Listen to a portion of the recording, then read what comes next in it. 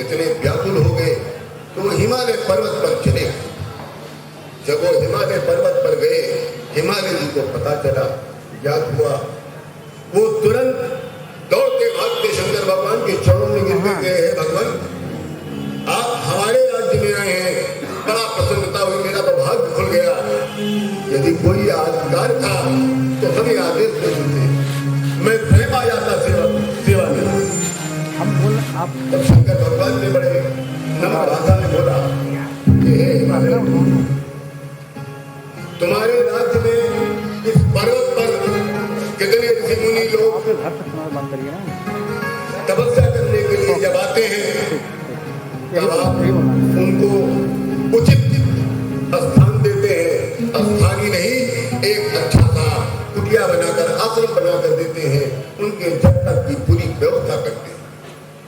और आज हम भी एक तपस्या करने आए हैं, एक समाधि लगाने आए हैं।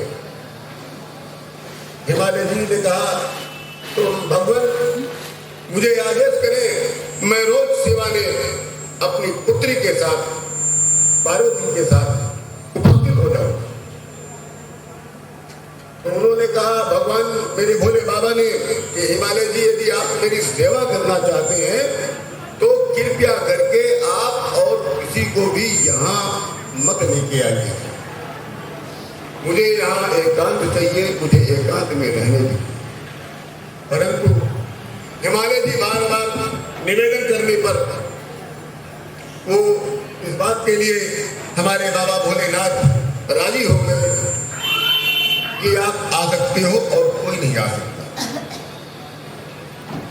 ये हमारी माँ पार्वती मैया जब बाल्यावस्था में तपस्या करने जाने वाली थी, इसके पहले की ये कथा है, ये प्रसंग है। इस प्रसंग को इसलिए मैं सुना रहा हूँ, ये प्रसंग को नहीं जानेंगे तो आगे की जितने प्रसंग सब बेकार। जब शंकर भगवान समाधि पे आ गए तो किसी और को नहीं, इंद्र को बहुत बड़ा दुख हो गया। उसने ये सोचा कि भगवान अगर समाधि ले लेंगे तो 2-4 हजार साल ये तो गए समाधि में, तो मेरा जो इंद्रासन चला गया है, तारकासुर ने कब्जा कर लिया है, उसका अधिकार हो गया है, सारे देवताओं के धाम को उसने अधिकार में ले लिया, उनकी पत्नियों को अधिकार में ले लिया। अब तो हम लोग एकदम निष्प्राण हो जाएंगे, ये तो बाबा भोलेनाथ क्या कर रहे हैं, तो समाज में चले जाएंगे। उसने उसी क्षण अपने मित्र कामदेव को याद कर लिया। कामदेव अपने मित्र इंद्र की बात को सुनकर वहीं पर प्रकट हो गया। कहा, क्या है महाराज, क्या बात हो गई? उसने पूरी बात बताई कि तुम जानते हो मित्र तारकासुर ने सभी देवताओं का धाम ले लिया है, सबकी पत्नियों पर अधिकार हो गया है, और इधर बाबा भोलेनाथ 3-4 हजार वर्ष के लिए समाधि लगा लेंगे। तब हम लोगों का क्या होगा? तब तो तारकासुर का पूरा अत्याचार बढ़ जाएगा। तो कामदेव ने कहा, ये कोई बहुत बड़ी बात नहीं है, आप बिल्कुल परेशान न हो, दुखी एकदम न हो, मेरे रहते मेरा मित्र नहीं दुखी होना चाहिए। मैं जा रहा हूँ जहाँ पे बाबा भोलेनाथ ने समाधि ले रखी है, मैं वही पहुंच रहा हूँ, और मैं अपने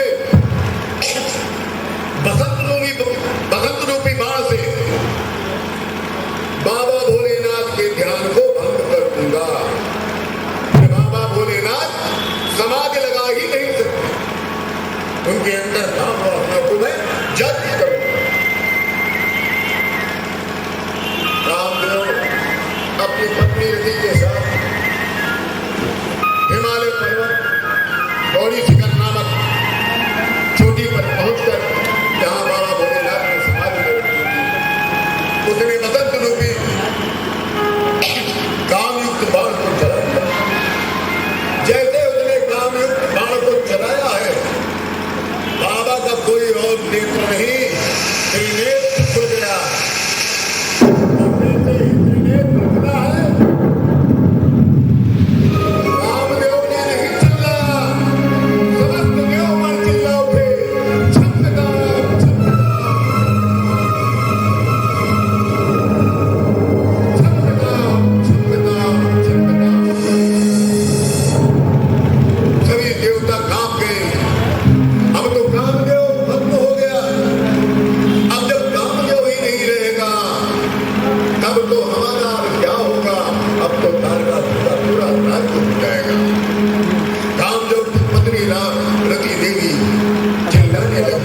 और जिस समय कामदेव भस्म हुआ था थोड़ा सा हम अपनी माँ पार्वती देवी की तरफ चलते। जिस समय कामदेव भस्म हुआ, हमारी माँ पार्वती देवी बाल्यावस्था में अपने कक्ष में बैठी हुई थी और उनके उस धन से जो त्रिनेत्र से जो प्रकाश निकला था कामदेव को भस्म करने के लिए, उसी त्रिनेत्र के प्रकाश की ध्वनि से हमारी माता पार्वती मैया को ये ज्ञात हो गया कि बाबा ने आज कामदेव का भस्म कर दिया। और जैसे ही बात का उनको विचार मन में आया है तो वो भी चिल्ला उठी कसकर, और जैसे ही चिल्लाया है तो वैसे ही समुद्र की जो जल था वो लहरों के साथ आसमान की ओर उठ गया। पूरा पृथ्वी डोल थी, आकाश से रक्त की वर्षा शुरू हो गई। देवता अब समझे कि लगता है तो प्रलय हो जाएगा, ये हमने क्या कर दिया। उधर माता पार्वती रोते रोते रोते रोते भागी है गौरी शिखर नामक प्रस्थ पर। और वहां जब बाबा को नहीं पाया है, बाबा भोलेनाथ को नहीं देखा है, शिव शंकर को नहीं देखा है, मेरे सदाशिव को नहीं देखा है, मेरे बाबा नीलकंठ को नहीं पाया, तो वहां जोर से रोने लग गई।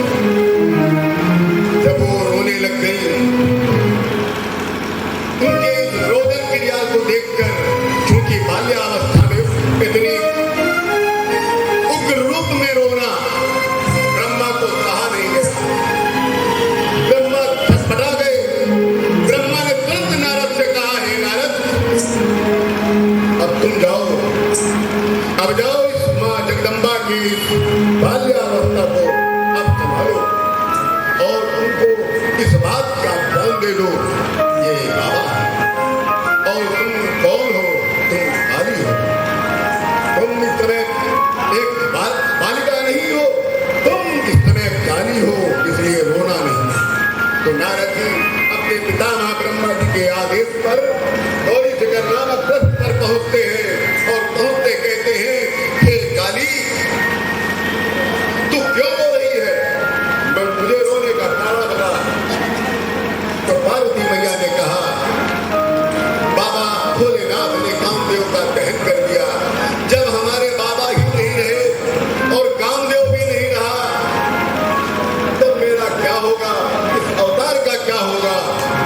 जब कामदेव जीवित नहीं, तब तो हमारा विवाह शंकर भगवान से कैसे होगा। तब नारद जी ने कहा, हे काली, ये आपके लिए हितकारी तथा सुख देने वाले वचन को मैं कहता हूं।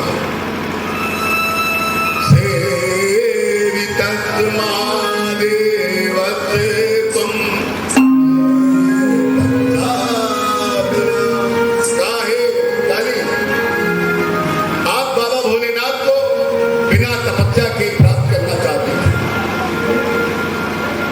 और जो बाबा भोलेनाथ की आप सेवा कर रही थी उसमें थोड़ा सा अहंकार आ गया था। इसी कारण बाबा भोलेनाथ ने कामदेव का दहन कर दिया है, कामदेव का वध